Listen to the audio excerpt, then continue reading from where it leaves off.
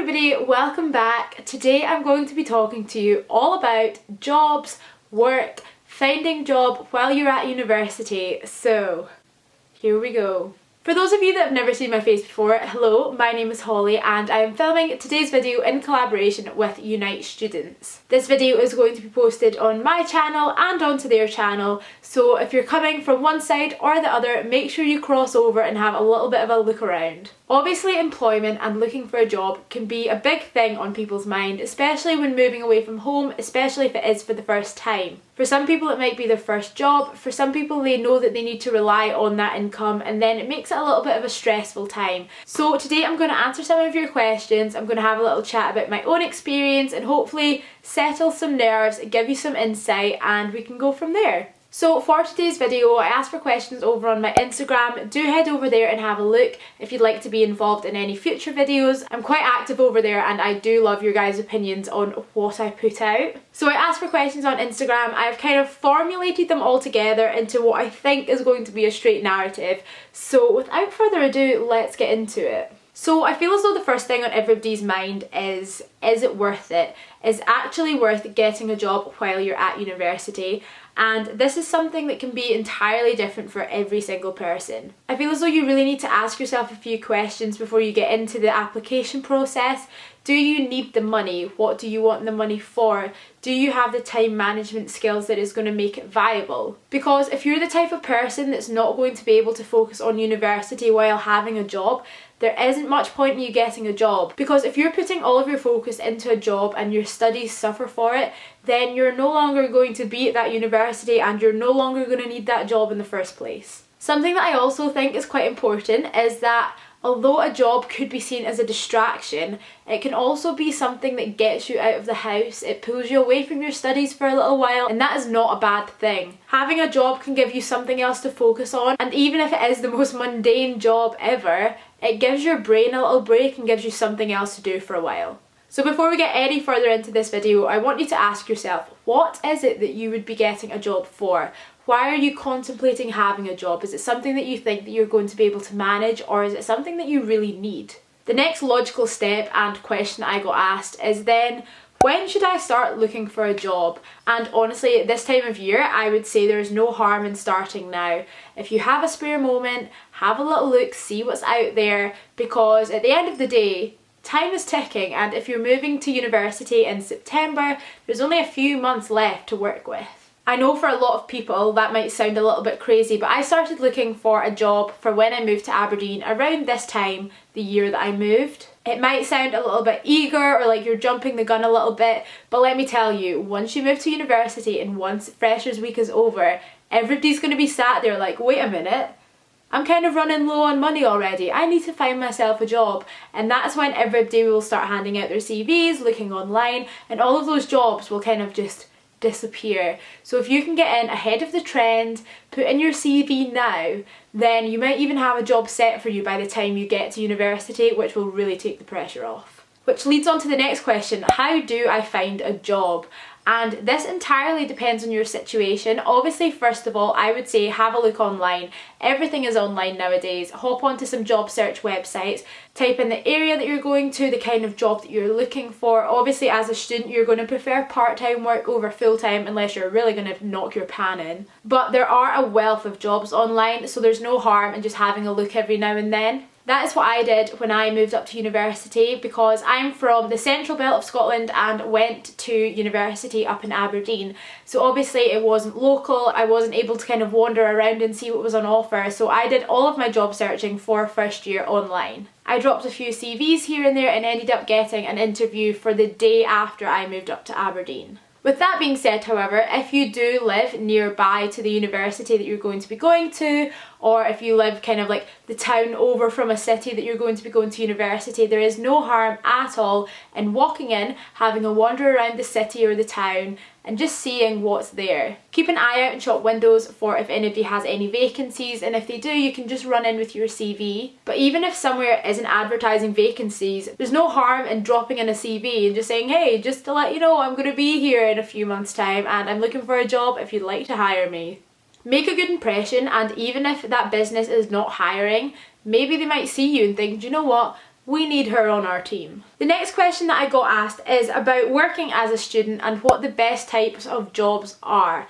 And honestly, the options are endless. I'd say kind of the obvious route for finding a job while at university takes you straight to retail, and while they do hire loads of students and there's almost always going to be a vacancy in retail, that isn't the only option. You can get into the service industry, things like catering, doing waitressing, working in a hotel. You could work in the cafe just around the corner from where you're going to live. You could work in the supermarket across the road, because again, supermarkets are always hiring. But while these types of places always have vacancies, you can always look further than that if you'd want to. The amount of work that you can find at your university can be astonishing. This is something that I didn't quite realise when I first moved to university, but the uni hire a lot of students to do a lot of different jobs. So keep an eye on your university website, because there's jobs spanning the workforce. I'd say probably the main type of thing that you can do working for your university is to be a student ambassador,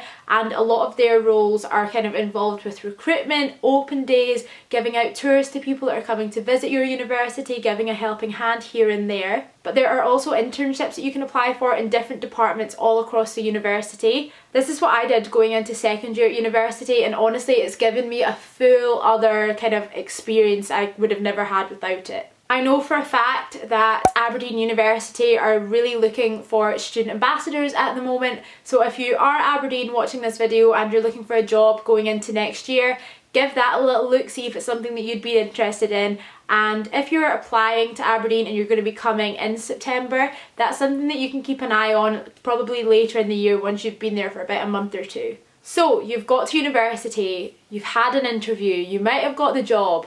How do you fit it all in? Now, I suppose one of the saving graces of university is that it is nowhere near as full-time as school. When you're learning at university, there are little breaks here and there. There are hours in between different workshops. You might have a 9 AM lecture and then not have another one until 3 in the afternoon. And that little bit in the middle can be used. In saying that, it doesn't always have to be as kind of nitpicky. I know at Aberdeen University, particularly in first and second year, it is quite rare that you will have a lecture or a tutorial on a Wednesday, because that is a day that is reserved for sport. But if you don't do a sport, then that Wednesday is free and that Wednesday can be used for work. And then obviously it goes without saying, you do have your Saturdays and your Sundays, and although when you move to university you might want to keep your weekends free to do fun stuff, you're soon going to realise that not many people do fun stuff on the weekends anyway, so you'd probably be better working in your local ASDA,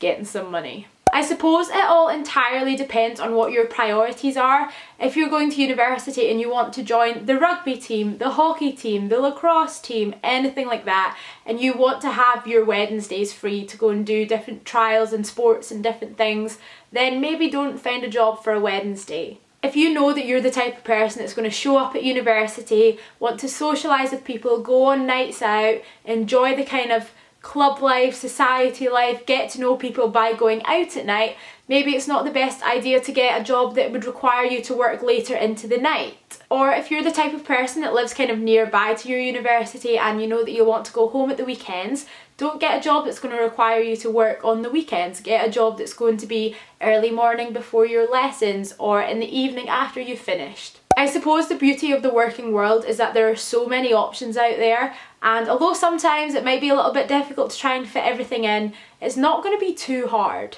I also had a question about finding jobs when you're wanting to go home for Christmas or Easter or things like that, and that is something that I encountered when I was applying for my jobs going into first year. I go to university 3 hours away from my home, and I knew for a fact that I would not want to be spending Christmas in Aberdeen while all my family were down here. Similarly, when I was off uni for Easter holidays or summer holidays, I knew that I wanted to be able to go on holiday with my family. I didn't want to be stuck working a job that I probably wasn't really going to enjoy that much. And I know this is a problem that a lot of you guys will be considering right now, but I'd say going straight into it, make that person aware that you are a student, you're in that city on term times, and you're probably not going to want to be hanging around at Christmas. I'd go in and just let the employer know straight away that you wouldn't want to be working over Christmas, that you wouldn't want to be working over Easter.